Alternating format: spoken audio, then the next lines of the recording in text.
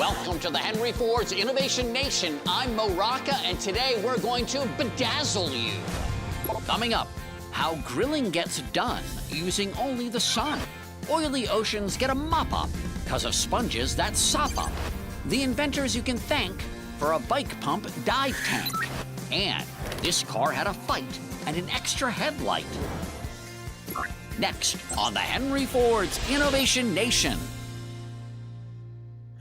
There's nothing quite like grilling dinner in your backyard in the summertime. You squirt on a little too much lighter fluid, stand back, toss in a match, and whoa, the mushroom cloud of flame singes your eyebrows off. Well, now one inventor is out to prove that charcoal is so 2017, and you'll never have to pencil in the spaces in your brows again. Here's Allie Ward to explain. Inside this house on a sleepy lane in Ohio, one man has created a solar-powered portable grill meats oven. This is Patrick Sherwin, inventor of the GoSun grill.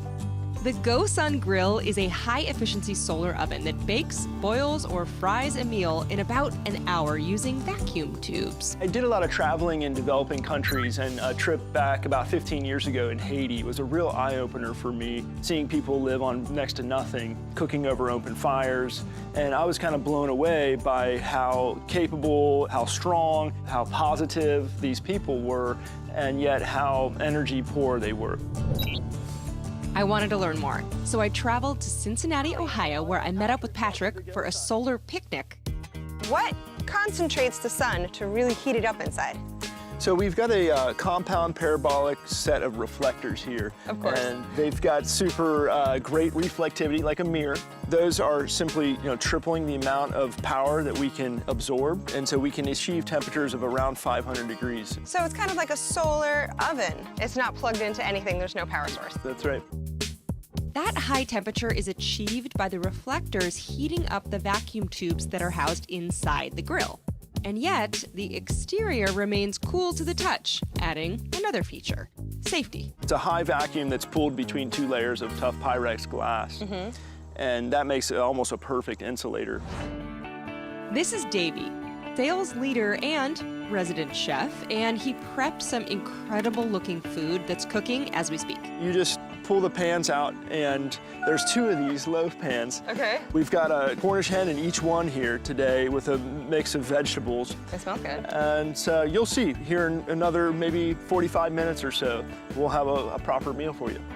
Patrick's real obsession with GoSun continues to be outreach to communities in need, to power lives using available, renewable energy. This is Patrick's workspace, where much of his work is done. Explain to me how this evacuated tube can take solar energy and kind of magnify it 3 times. What's in the tube to make it do that? So the vacuum tubes are coated with 3 different technologies. Wow. So you've got copper on the first layer, helping to trap the heat. You got stainless steel to create the transfer, and then you've got aluminum nitride, which is essentially a dark material that absorbs light. Ultimately, vacuums are only going to be worthwhile in a cylindrical form because they are exerting so much pressure. Our solar lunch was ready, a gourmet meal created by Davey in a stove invented by Patrick. All of it powered solely by the sun. This looks amazing. Tucking in. Hope you like it.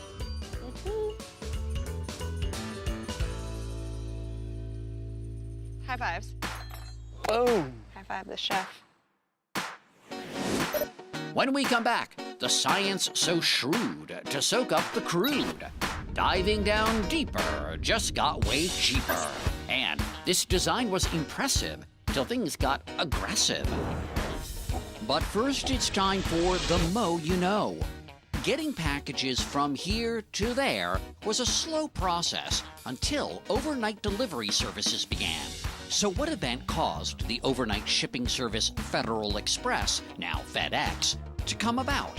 Was it A, a heart transplant operation, B, getting film developed for the movie Jaws, or C, a term paper? You pack up those choices, and we'll get that answer to you by 10 a.m. tomorrow, or maybe after the break.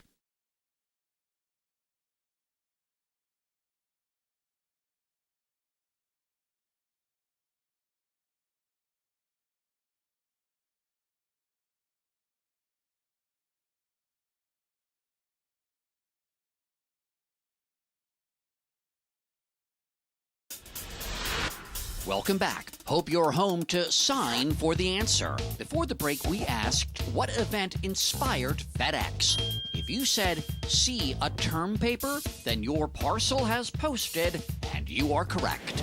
In 1965, Yale University student Frederick W. Smith wrote a term paper that envisioned a new shipping industry with the goal of shipping packages and other air freight within 1 or 2 days. In the paper, he pointed out that most shippers of that time used only passenger airplane routes, which didn't necessarily make sense for time-sensitive shipments. While Smith received just an average grade for his paper, he took his idea, acquired a small fleet of planes, and started Federal Express 8 years later in 1973. And that seals up the box on another Mo You Know. I'm gonna admit something to you that's a little embarrassing. I don't talk about it much. Here it is. I can be a little bit on the oily side. Thanks, but this really isn't the time. Of course, being shiny on TV is a huge no-no. Now, one innovation has taken the blotting of my oily nose and multiplied it by about 1 million or so.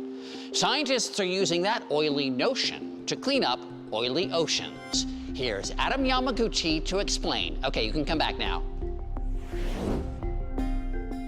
One of the first things you learn in science class as a kid is oil and water don't mix. So you can imagine when there is an oil spill in a large body of water, like an ocean, it can quickly become a huge ecological disaster because cleaning up the oil is so problematic. The way we deal with oil spills in bodies of water today is usually just burn the oil off the surface, and most of the time you just leave it.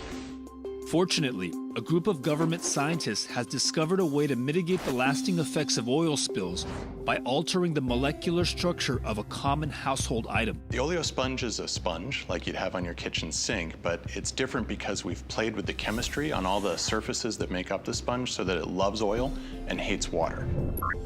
I traveled to Chicago, Illinois to visit the Argonne National Laboratory and meet Seth Darling and the team of engineers who created the super sorbent oleosponge. This is polyurethane foam, just like you find in seat cushions and everything else. Nothing special about it. So this is oil. There's a oil spill, and you'll see polyurethane foam, and you don't do anything to it, it doesn't work. It's not cleaning up that oil. It'll just sit there on the surface. But this is oleosponge. So it looks the same, it feels the same, it's still like a sponge, but we changed the chemistry on the surface of this foam. And this guy, when you put it on the oil, Oh, wow. soaks it up. And what's cool about it is that oil's in here. You can recover it just by squeezing it, and you can reuse it. That is amazing. And you can do that over and over and over again.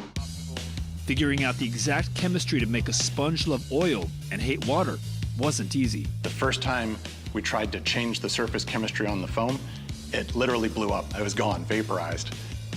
Seth's team eventually stabilized the formula, but then came the challenge of scaling up the sponge. They hand-made a 2-foot square pad and tested it in a large tub of water and oil, a test they recreated for our cameras. Wow, and it's just gone. That's amazing. Yeah. And you'll notice what's dripping off there is water. You see no oil dripping off of this pad. And like the smaller sponge, we were able to wring all the oil out of this pad, which can be recycled and used again. But Seth's team didn't stop there. They built a 12-foot wall of oleo sponges and dropped it into a 2 million gallon tank of salt water to test its effectiveness in absorbing oil in deep ocean currents. We submerged this wall of oleosponge under the surface and had clouds of crude oil droplets injected into the water under the surface and had it encounter this wall of oleosponge. And this thing was able to pull out crude oil. It could even pull out diesel fuel droplets from under the surface of the water. The next step is to test the sponges during an actual spill. But the big question is, will the name oleosponge stick? Lots of people have tried to come up with stuff to soak up oil, so all the good names are taken. We're open for new names if you have any good ideas. After a break, pumping up the urge for a longer submerge. And there were too many deals for this torpedo on wheels. But now it's time once again for the Mo You Know. The metric system is almost universally used around the world as the standard for calculating weight and measurement. But not all governments officially use the metric system of meters, liters, and kilometers. So the question is, how many countries do not use the metric system? Is it A, 3 countries, B, 17 countries, or C, 49 countries? You weigh in on those choices, and we'll be back with that answer a little later.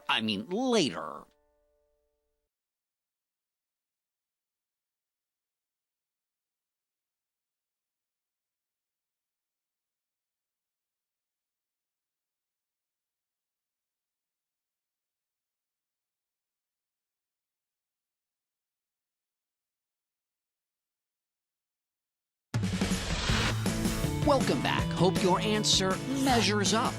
Before the break, we asked how many countries around the world do not use the metric system. If you said A, 3 countries, then you have converted to the correct answer. Variations of the metric system of measurement have been around since about 1800 and have become used almost worldwide. The only 3 countries that have not fully adopted the system are the United States, Liberia, and Myanmar, also known as Burma. I'm sure these 3 holdouts have tons of reasons why they haven't yet inched toward the milestone of worldwide metric domination. And with that, we've gone the distance on another segment of The Mo You Know. Holding your breath underwater is one of those things you're either really good at or you're horrible at. Some can go for a minute or more. Others turn blue after 10 seconds. Here. I can't do this. Now there's an inventor who is letting us explore the world below the waves. He's letting us escape land with air pumped by hand. I'll try it again. Oh, it hurts. For all you snorkelers and wannabe scuba divers out there, a new invention is making waves underwater. The Mini Dive Pro is a portable diving system intended to make diving easier and more accessible to the general public. It was invented by Jan Ricardo, who spoke to me from France. Hi there, Jan, and welcome to Innovation Nation. Hello, Mo. Thank you for having me today. What inspired this idea for the portable dive tank system? The original idea was to make something very light and very compact. Because as an ex-diver, I always carry a heavy and big equipment. Jan started by building a prototype after cobbling together pieces he'd bought on the internet.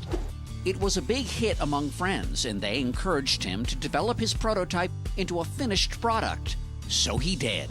The diving system is made up of an aluminum tank and classic scuba gear, including a harness to hold the tiny tank, all amounting to about 4 pounds.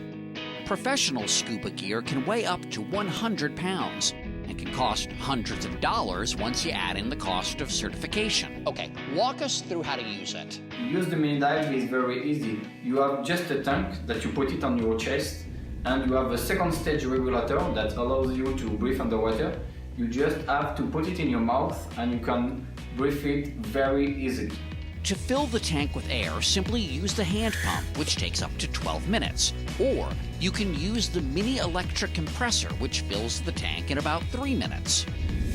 Once you hit the water, you can explore depths of 10 feet. Well, Jan, thanks for helping us all breathe underwater a little bit easier. Thanks for having me, Mo. In just a moment, he'd faced great rejections, but now lives in collections. That and vocabulary are up next.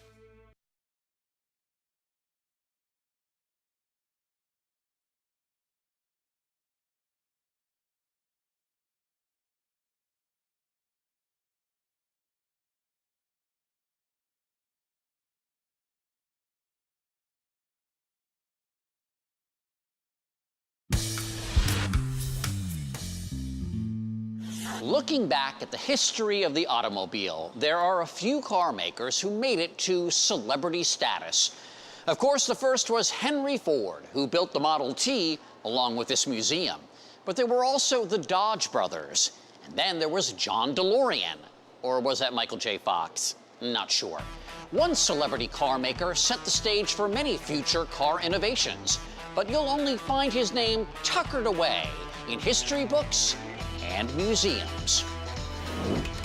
Way back in 1948, the demand for new cars was huge because during World War II, automakers had only been building machinery to service the war effort. Most people were stuck driving cars they bought at the end of the Depression. The problem was the big car companies couldn't retool fast enough to meet the pent-up demand. But one man, Preston Tucker, saw that as an opportunity to capture the market with a new, innovative vehicle. Preston Tucker had been around the automobile industry really since he was a teenager. He had gone to Indianapolis in the 1930s to build race cars, and all of this he thought kind of prepared him to introduce a new car of the future. The Henry Ford's curator of transportation, Matt Anderson, showed me the automobile that should have been an industry game changer. This is the 1948 Tucker 48, brainchild of Preston Tucker, who formed his own automobile company in the years just after World War II. What is special about this car? First of all, the look of this car is unlike anything else on the road in 1948, or today for that matter. Look how streamlined and shaped it is. It's almost like a bullet nose with that Cyclops headlight there in the middle, and that in itself is kind of an interesting innovation. The headlight there is designed, if you're driving straight ahead, it's switched off, but if you start turning left or right, the headlight will move with the wheels, switch on, and then illuminate your way around the corner, eliminating blind spots. Where is the engine? The engine is actually not up front. This is where your luggage is. This is the trunk. The engine is in the back of the car, but Tucker thought it made perfect sense because now you don't need this drive shaft and the tunnel to house the shaft running down the center of the car, which gives you a flat floor and more room in the interior. Some of Tucker's other ideas included disc brakes and seat belts, but the belts were never installed because in the 1940s, the public thought seat belts meant a car was unsafe to drive. Where's the Tucker 49, the Tucker 57? And yes, that's the sad part of the story. There would be no other Tuckers. In fact, only 51 were built, including a hand-built prototype. Tucker had trouble raising money, right? He had really only 3 ways he could do it. He could either sell stock in the company, he could sell franchises to dealers and have the right to sell these vehicles when they were finally produced, or, and this was his most clever idea, sell accessories for these cars, radios and seat covers and matching luggage, and have a sort of a piece of the car even before it was finished. Tucker did all 3, but because his car hadn't gone into mass production, his methods of raising money drew the attention of the U.S. Securities and Exchange Commission, which indicted him on 30 counts of mail fraud and securities violations. Now, he did actually go to trial and was found not guilty on all charges. At the end of the day, the publicity was so terrible, he had lost so much time that the car company was dead, and those 51 cars were all that would ever be built. How much did it sell for? As built, this car was $2,450, but figuring on how much handwork went into building these early cars, it probably cost something like $500,000 just to build the thing. Whoa! And how much is one worth today? The most recent auction for one of these vehicles, the car fetched $3 million. Okay, Kevin, back up. Don't even think about bumping into this. After a short pause, definitions shall express with the words shall address. Allie Ward is next with vocabulary.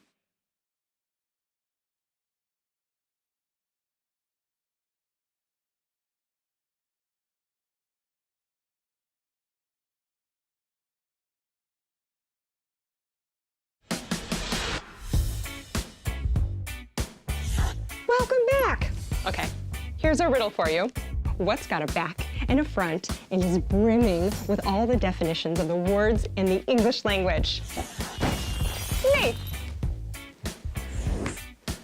Okay, well, I get a little help from the dictionary to give you all the meanings of all the bigger words we use in the show each week, and we call this vocabulary.